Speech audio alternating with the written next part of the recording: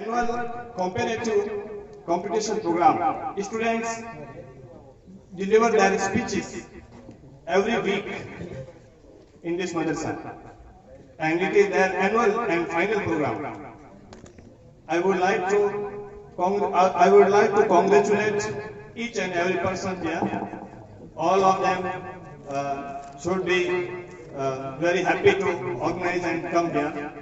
I would like to welcome all the guests, especially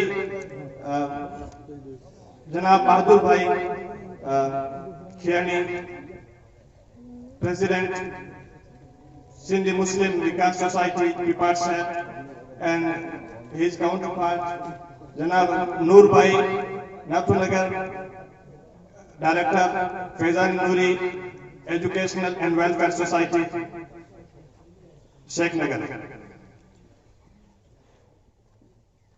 They all, this program will be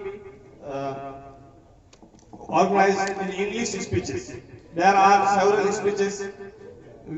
People come here and deliver their speeches. I would like to announce the judges' names for this program. The first judge will be Maulana Maqsood Ahmad Saab, teacher at Darul Uloom Imdadiya Prodhi.